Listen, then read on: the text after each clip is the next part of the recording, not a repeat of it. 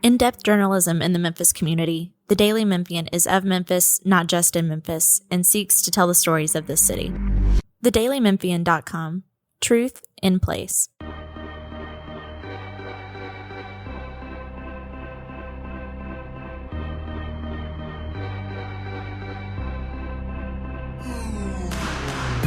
Welcome back to another edition of the Daily Memphian's Memphis Grizzlies podcast. This is your host, Grizzlies beat writer Drew Hill, joined as always by columnist Chris Herrington.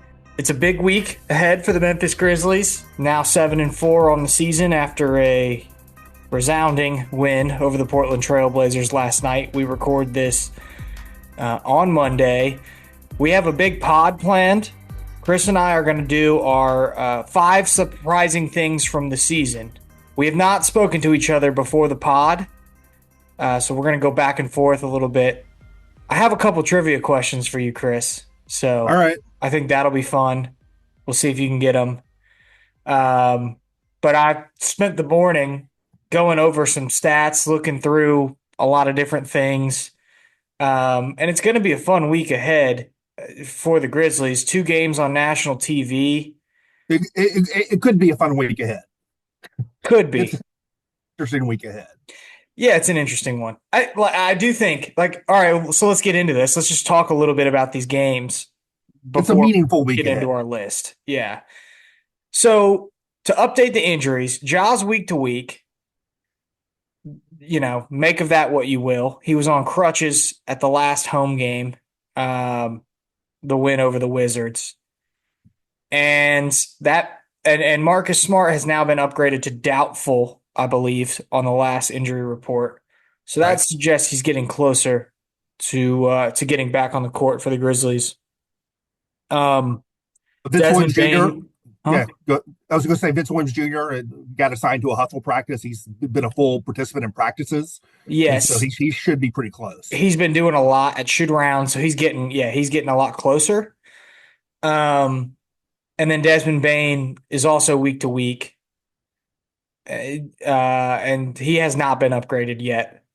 So still waiting to see what the deal is with the oblique injury, which, is more of a soft tissue thing, so might take a little bit more time.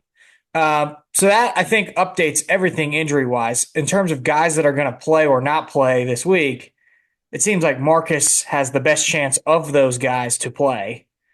We'll see what happens with Vince by the time you get to the end of the week and they take on the Warriors. But would you agree? Marcus seems like the one that's most likely to be back in the lineup for one of these 2 games.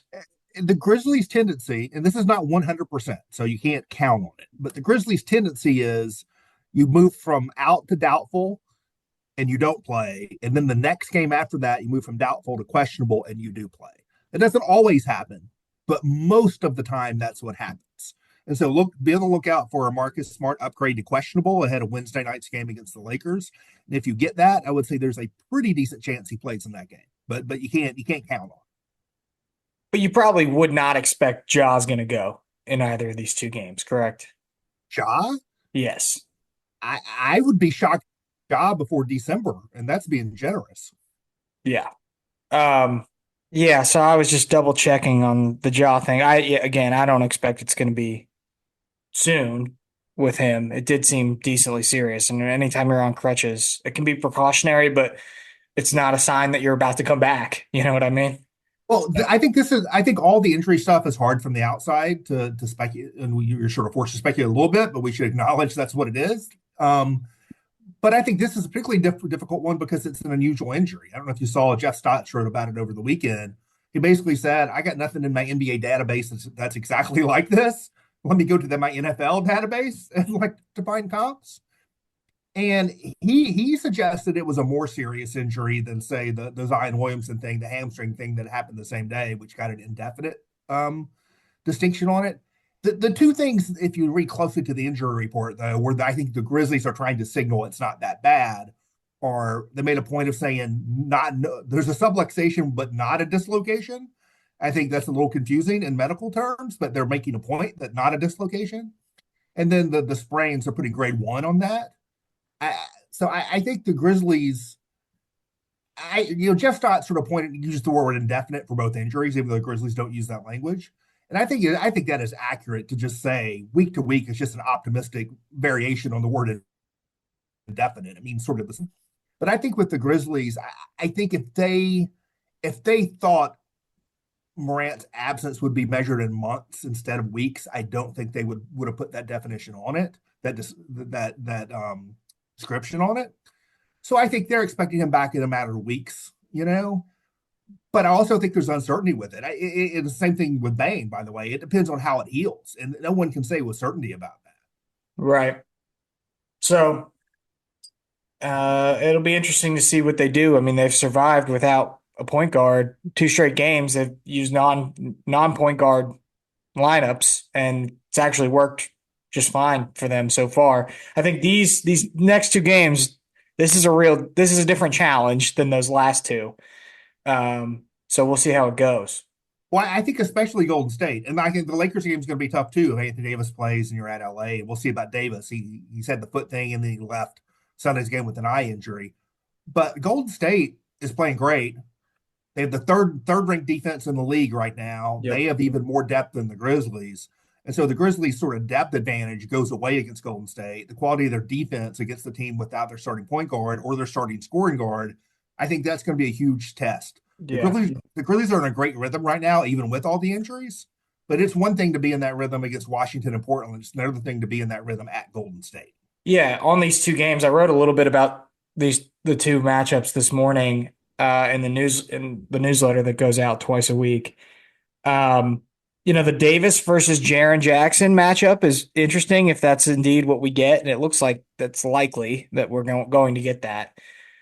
Since AD got to the Lakers, I think Jaren's averaging like a little more than 16 points in games against AD. They're probably going to need more from him than that in this matchup. Right. He's had a couple of like games where he scored less than 10, and then he's had one explosion for 30 plus. So it's in the regular season, I'm throwing out that playoff series. It's a little bit of been a mixed bag from Jaren in that matchup. So, that's interesting, but like Jaren's shooting 55% from the floor this year. In games against AD, he's 44%. So, that's a tough matchup, and that's going to be a tough ask if he's out there. And you're going to probably have to use Edey on him some too because of the fouls situation. So that's a fascinating game. And then the Warriors, as you mentioned, like to me, they profile exactly like a team that could give Memphis a ton of trouble because the Grizzlies are turning it over more than any other team in the league right now. And guess who? Our old friends, Kyle Anderson and DeAnthony Melton and the Warriors are forcing turnovers at a super high rate. I think the one thing you got to watch in that game, obviously they got to defend the 3-point line. That goes for every Grizzlies game, but they're going to lose the possessions battle by a lot if they don't get on the offensive glass in that game. And the Grizzlies have been really good at that. Golden State's a little vulnerable in that area. But Golden State crashes the glass offensively as well. So I think that's going to be a major possessions game between the Grizzlies and the Warriors. And I'm very curious to see how it works. I'm also interested to see if that's like a game where Zach Edey can kind of take advantage again, because he's going to have a huge size advantage against Golden State. The real question is can he defend on the perimeter, or defend sort of what Golden State's going to want to do? So 2 super interesting games, 2 games in which I think the Grizzlies are probably going to be an underdog going in. Yeah, I'm sure. I mean, on the road, yeah. But especially without Morant and Bane. And it's a real bummer as well as they played to get your first, big national TV games of the year and not have either of those guys on the floor. Yeah. So that is definitely a bummer. All right. I want to get into our surprising items list that we have here, Chris. I think this is going to be a fun pod. But first, let's take a break for a message from our sponsor. Want to make a big impact without getting lost in a big system? Join Youth Villages to be a force for families while becoming part of one. Help make positive changes on a national scale, one community at a time. It takes a family to transform lives. Start with yours. Apply now at youthvillages.org/careers. All right, Chris. Mine are not in order here. Um, I spent the morning, like I said, digging through some online stats and some fun stuff. But I'm going to let you go first because I figure you can maybe start with something. And also, by the way, I tried intentionally to think of maybe one or two things that you didn't think of. Well, really one thing. I tried intentionally to go with at least one that I knew that was not going to be on your list. But I'll let you go first here. Give me your first surprising thing so far this season for the Grizzlies. No, I do have mine in order, and I think three things I suspect will overlap in some way. I think they're sort of unavoidable in the surprises, and this is one of them. But I have it at fifth. I'm not as surprised about this as I am the other four, and that's Jake LaRavia is one of my surprises. This is a guy, yeah. If you just glance at the stat lines, only averaging 9 points a game coming off the bench, right? But he's second on the team in minutes per game. He's third in rebound rate. He's shooting 38% from three, and he's just playing a great all around floor game. The passing, the defense, the rebounding, the hustle, the feel for the game. He was someone who it wasn't clear if the team had been at full strength, he might not even be in the rotation. After a year and a half of not doing much of anything, not being very available and not being very good when he was available, he sort of broke out late last season, but it was garbage. It was a lost season and towards the end. He had a good summer league, but he had never really played in meaningful regular season NBA basketball in any significant way, certainly not well. And he has just been fantastic to start this season. So that's my number five. Yeah, Jake, One, obviously on the list. yeah, This is gonna, I don't know, this is a little bit of a giveaway. But first, trivia time. You ready? yeah. Can you name the three players in the NBA right now who lead the league in total deflections? I actually thought about that's something I was in my mind to look at today when I was looking at LaRavia, and then I just never got around to it. So apparently Jake LaRavia is one of these. Yes. Melton is the deflection wizard, but he hasn't played enough games. I'm gonna go Shea Gilgeous-Alexander. On that team, that team is one of them, but it's not Shea. Jalen Williams, No. Lou Dort, No, you're getting closer. Chet Holmgren. There's got to be somebody. Caruso. Caruso. So Alex Caruso is number two. If he had played enough, right? Yeah. And number one is Jokic with 44. Okay. 44 for Jokic, 41 for Caruso, 39 for LaRavia. I was pretty surprised to see that. Jake has been obviously really great so far this season for the Grizzlies. He's doing a lot of the dirty work. He's wearing the scars too. Like I had the chance to talk to him at one of the shoot arounds.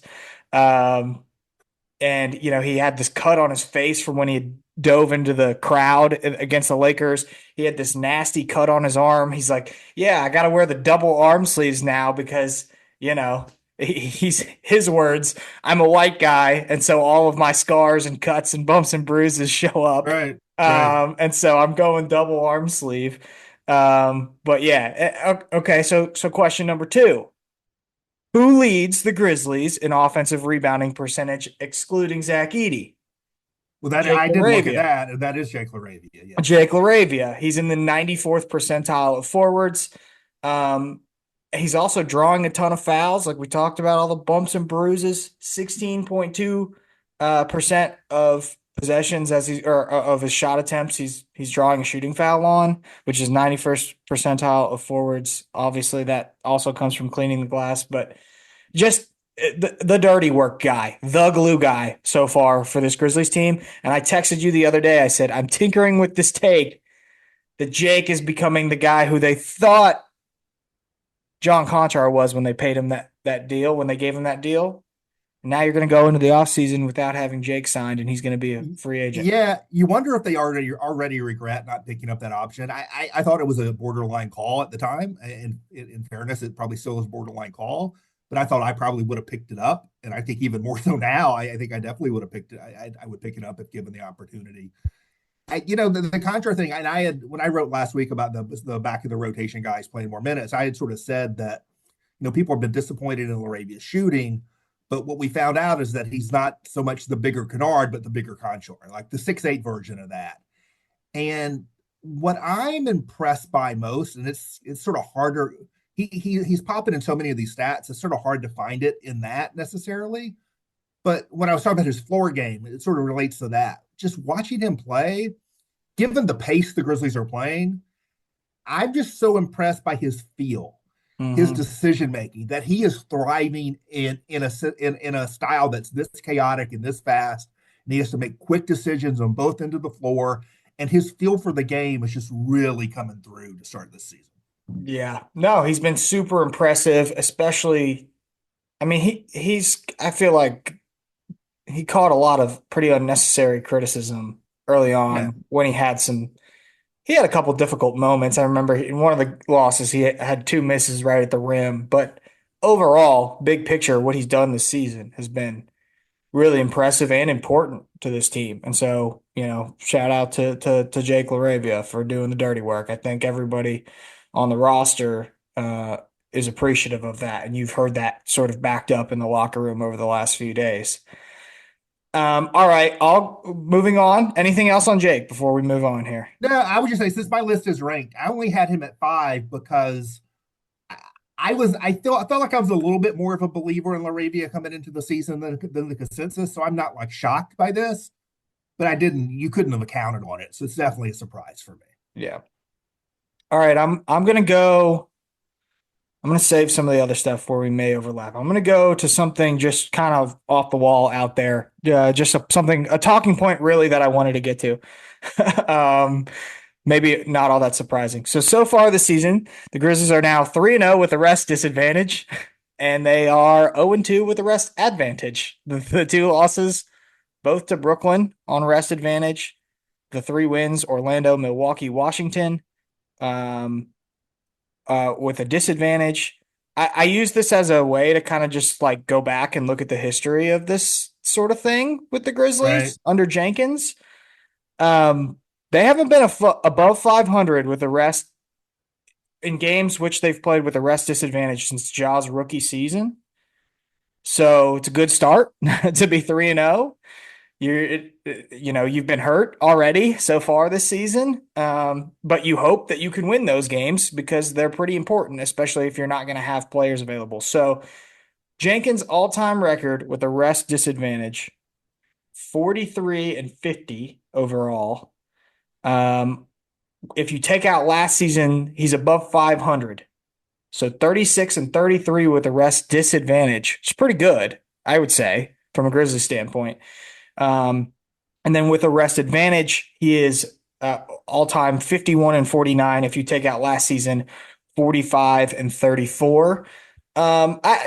There's not much else to add to that, but I just think it's encouraging, right? That you've got a young team. You hope that that's an advantage to you. Like the Celtics win every freaking game when they have a rest advantage. The Grizzlies need to win games when they don't have that luxury. So pretty good start to the season in that sense. Yeah, you would think the depth that they're playing with would help them in that regard. It's games, and I don't know how much I'm putting into that yet. That's more something I'll flag and take a look at as we go deeper into the season. Just because we talk about 5 games, there's sort of specific circumstances to those games. All right, my one I have at number 4 is also a little bit more of a stat-oriented thing than a player-oriented thing. And I'll throw it out there, and that is, as of today, 11 games into the season as we record, the Grizzlies rank number 1 in the NBA in rebound rate. Yeah. Like, I wouldn't have predicted that necessarily, especially after that Houston game where they got pounded on the boards. Now, I will say, like, that it can obscure a little bit because the difference between teams and defensive rebound rate tends to be pretty small across the league. And so the difference in offensive rebound rate can really like shift those numbers a lot. And the Grizzlies are better on the offensive boards. They're 3rd in offensive rebounding. They're only 19th in defensive rebounding. But again, these are small differences. So they're sort of an average defensive rebound team, or they have been. They've been a really good offensive rebounding team. You put it all together, number 1 in rebound rate, even though Vince Williams, who I think is the best perimeter rebounder on the team, has not played at all. And Zach Edey, who's probably the best rebounder on the team, has really only been like a part-time. He's not playing heavy minutes. I don't know if he's even at 20 minutes a game on average yet.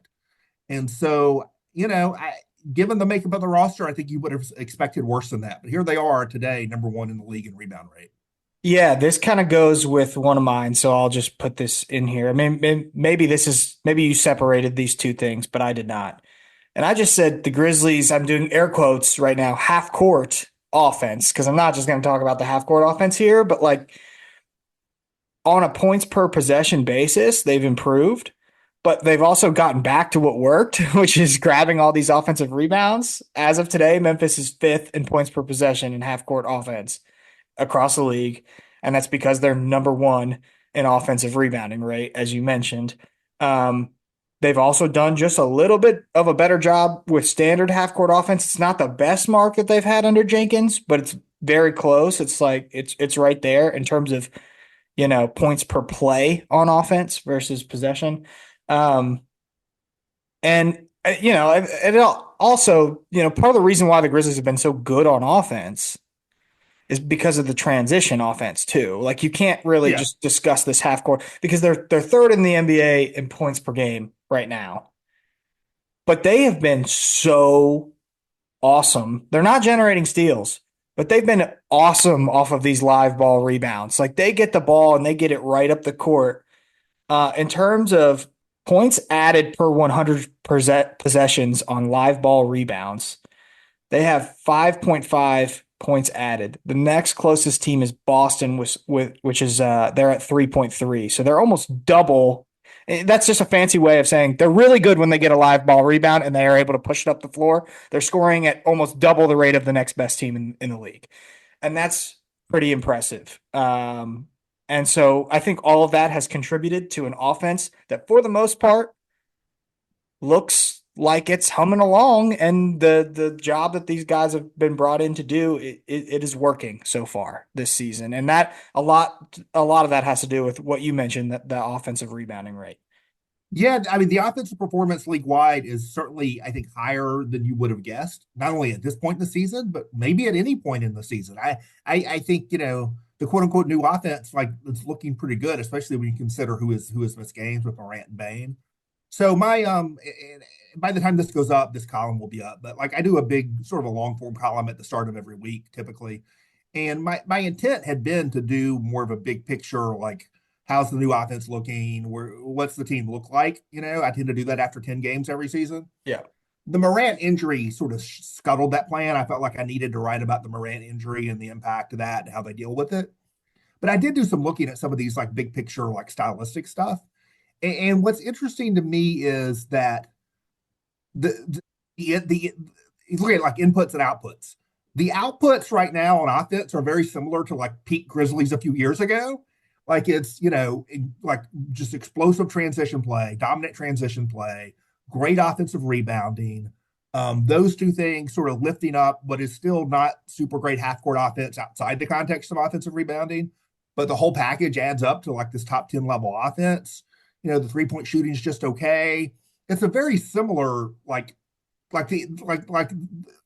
the dish you take out of the oven is very similar to what it was a few years ago. Yes. But the ingredients are a little different stylistically. And if you get into some of like the play type data. Yeah, which I did. Yeah, you'll see that. Like the dribble handoff has disappeared, basically. Yeah. So here we go. They have 4 players in the top 60 in terms of cuts when you go to play type. Jake Lariga's top 15 in terms of cuts in points per possession. Scottie Pippen's way up there as well.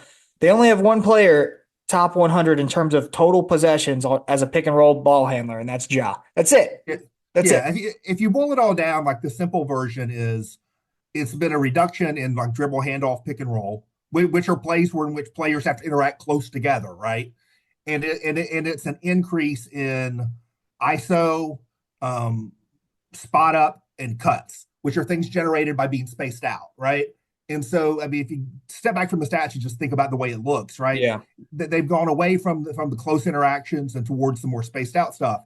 And so it's a very different stylistic thing, but the output is like very similar to what it was 3 years ago, which is sort of interesting. So yeah, I did not write about that this week because I wrote about the Ja injury stuff, but that's what I had planned to write about before Ja got hurt.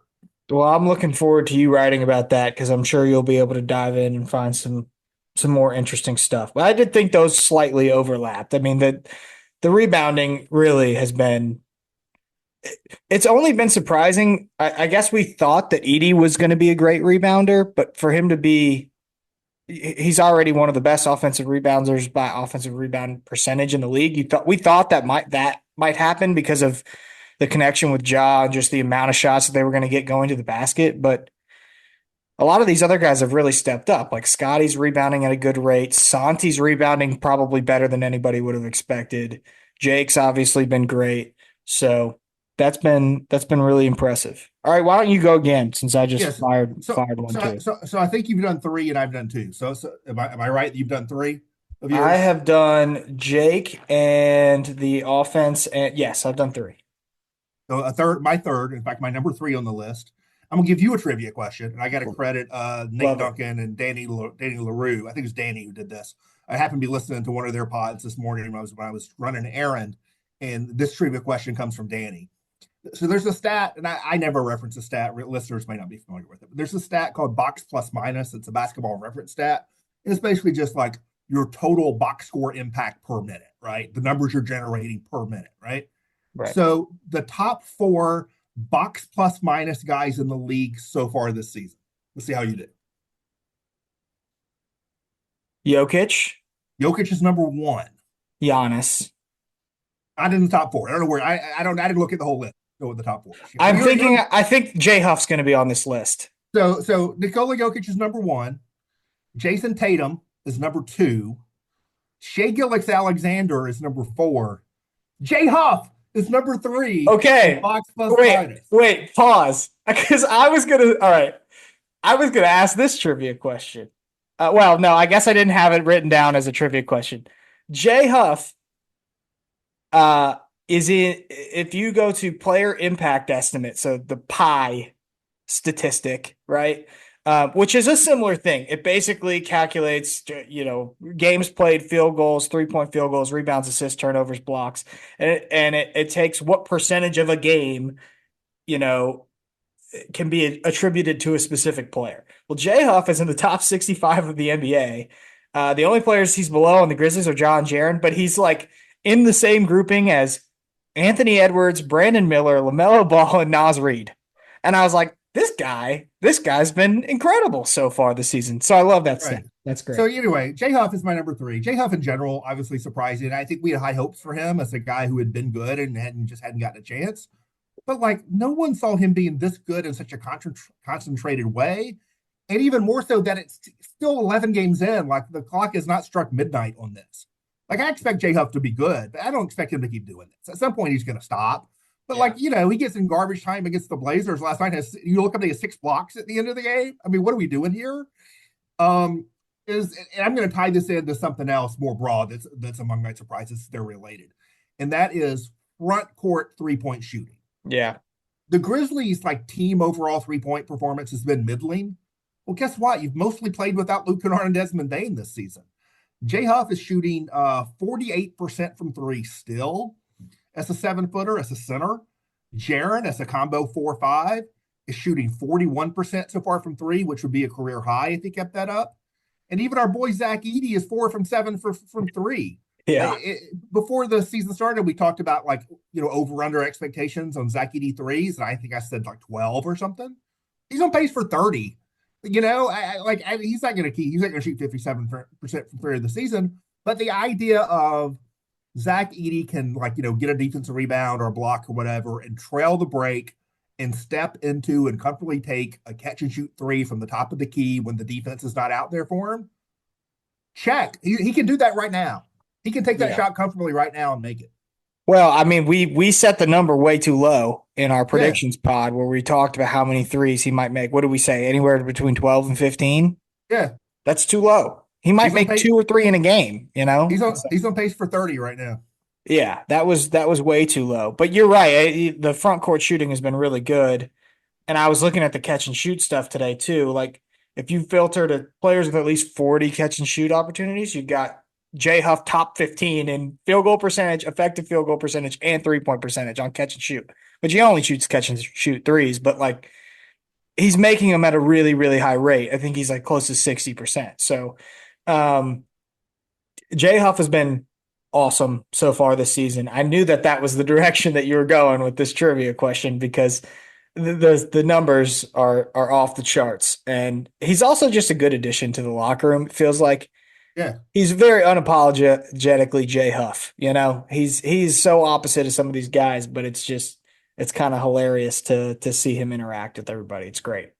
So was Huff one of the two you had left on your list? Jay Huff was one of the two that I had left on my list. Well, we have one left, and it's definitely going to be the same as one of my two. Yes, it is. Do that one, yeah. Yeah, you're gonna say Jalen Wells, correct? Jalen Wells, I have at number 2. Yes. Okay. So, ready? Trivia time. Trivia time again. Chris, who was the last NBA second round draft pick to average more than 10 points as a rookie? Oh, we don't want a lot of dead air in the pod, so I'm not going to guess because he was drafted by the Milwaukee Bucks. It is. You want me wow, that's going to be a while probably because the Bucks have not had a good history with rookies in 2016. Was it Middleton? It was Malcolm Brogdon. Okay. Malcolm Brogdon, who happened to win Rookie of the Year in 2016, is the last second-round draft pick to average more than 10 points as a rookie. Can you name the last Memphis Grizzlies second-round draft pick to average more than 10 points as a rookie? Did Dylan average more than 10? I don't think he did. No, that was a trick question. It has never happened. So if Jalen Wells continues on this pace, and he is second in rookie scoring so far this season, he will probably be the Grizzlies' best ever second round draft pick as a rookie. It's been super impressive what he's done. So I'm not sure if Jalen Wells does this. I'm not sure whether that will end up being a good thing or a bad thing for the Grizzlies because it may just suggest that they have too many injuries still and guys don't come back. Because when you have John Morant and Desmond Bane and Gigi Jackson and Vince Williams, I think it's harder to get those numbers. But I think if he keeps getting the opportunity, he could do it. Yeah. Yes. Yeah, no, that's fascinating. Like everybody, and I was at a friend's house watching football on Sunday yesterday. And this was one of the conversations that came up, and I've seen it pop up on Twitter. It's like, what are the Grizzlies going to do if they ever are fully healthy? I don't think they will be. I think over the course of the season, somebody's going to be out almost all the time. But it's an interesting question, and it makes the future of Marcus Smart fascinating too. Yeah, I don't know what they should do. It's very difficult. You don't want to slow down the development of a guy like Wells, who very clearly is way ahead of maybe where everybody thought he was to start the season and has the potential to be really good. I mean, the only other name that was close on that list as I was trying to figure out who the last, second round pick was Jalen Brunson, who averaged 9 for Dallas as a second round pick when he was a rookie. So I had Wells number 2 because I thought LaRavia could play. And I thought Jay Huff looked like he could be useful. I had no idea what to think about Jalen Wells. None. I'd never seen him play until the Grizzlies drafted him. And he's a second round pick. And to be 39% from 3 with good defense and much like Jake LaRavia to fit into this fast style of play and seem like he belongs and is not making bad decisions all over the place and just looks like a good basketball player. I'm sort of floored. Who? Maybe the Grizzlies knew. I don't know, but that's my number 2. What do you think are his chances of being more than just a role player at his peak? Of being an impact, borderline all-star type of player? Borderline all-star seems aggressive to me. Maybe these are fine distinctions. If you lower that to quality starter, sure, a legit 4th, 5th, 6th guy on a contending team. Which, if you're that, you're not really an all-star, but like a real meaningful player. Yeah, maybe. I mean, he's 6'7" and he shoots and he can defend. Yeah, maybe. Could be. Yeah, well, I mean, yeah, if you wanted to just say impact player, he could, right. In my opinion, he's shown that already. That we've already seen enough with how fast he's sort of developed. And I've been really impressed with the defense too. It's not just the offense. The shooting is great. And you're right. Maybe, I think this was a point you made the last pod, maybe over time he's a better offensive player than he is defensive player, but that has not been the case so far. He's been so good defensively that I think that's what's impressed me the most. Okay, so we got one thing left, and I still have one on my list, and it's my number one. Okay. And it's a little more amorphous, but it really is in the wake, sort of in the wake of last night's game against Portland. In every good season, this did not happen last season, but in every good season under Taylor Jenkins, there's a stretch that happens where, because of the pace the Grizzlies play and because of the kind of defense they play, there's a stretch in a season where everything sort of clicks and they start running teams off the floor, and they win by 20, like for like 4 or 5 games in a row or whatever. This happens all the time, but it always happens in December and January, and it happens when like the good players are there. The Grizzlies now have won, as we talk, they have won, I think, is it 5 of their last 6 games? They have won by double digits. And most of those are not 10 points. Most of those are like 20 something points. And I know it's a weak schedule, but they've done this early in a season, implementing some new system stuff. And they've done this without, in fact, 0 of these games have included Jaren Jackson, John Morant, Desmond Bane all on the floor. None of them. Because Bane got injured in the game right before this hit. For the Grizzlies to look like this and to click like this and to run, even bad teams, just run them out of the gym already, that is my number one surprise. As we speak, the Grizzlies, if you look at like cleaning the glass, the side that filters out garbage time, and guess what? The Grizzlies have played a lot of garbage time. Yeah, they have. If you filter that out, the Grizzlies have the 4th best point differential in the league right now. Number 1 is OKC, everyone's favorite to come out of the West. Number 2 is Cleveland, who are 11-0. Number 3 is Boston, defending champs, everyone's favorite to come out of the East. And then there's the Memphis Grizzlies. They have played their point differential in non-garbage time is at the rate of a 64-win team. Now, I'm not telling you the Grizzlies are awesome and they're just going to run away with stuff the rest of the year, because, like, guess what? John Morant and Desmond Bane aren't playing and the schedules are going to get tougher, so that's a concern.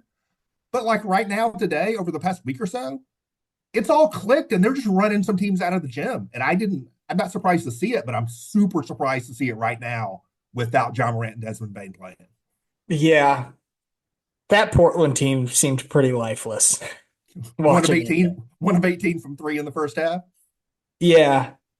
I don't want to overreact, but I do think that the schedule has definitely benefited them. And I think that this is going to be a tough 2-game stretch here. So we'll see what happens. My point is, you beat those teams because these teams are having problems, right? Milwaukee's having problems, Philly's having problems. You win the game because these teams are having problems. You win by 40 or 30 or 25 or whatever because what you're doing is working, and I just didn't think it would work this well this fast. It's definitely been a better start than those previous Jenkins starts, I think, as you've noted. Yeah. And that, because what do you have the stat on hand? What was it again? What was the best start under Taylor Jenkins? It was something like, it was 4-3 in like the first month of the season. Oh, okay. But two of the years they made the playoffs, they were 9-10. And right. Like, we're not 19 games in. They could be 9-10 again. They could be with Morant and Bane out. But the point with those slow starts is that it took the team a while for what they were trying to do to start working, to get rhythm with it, and like it's already happening. If they stutter now, it's going to be because John Morant and Desmond Bane aren't playing. It's not going to be because they're still trying to figure out what they're doing. They're doing it. Yeah, and as we mentioned earlier, like the stats back it up, right? Like in transition, they've been one of the very best teams. Like they're getting the ball off the rim and they're running up and down the court, and they're playing at one of the fastest paces in the league. All of that's really like they are playing in the half court 77.5% of the time, which seems like a lot, but that's pretty low across the league. Like that's in that top third of teams that are playing in terms of pace. And it's working. They're putting up a ton of points. They're averaging the 3rd most points in the NBA so far. So all definite positives for sure. Well, I think that wraps up this segment. Chris, I saw you were at a Division II basketball game the other night. How was that?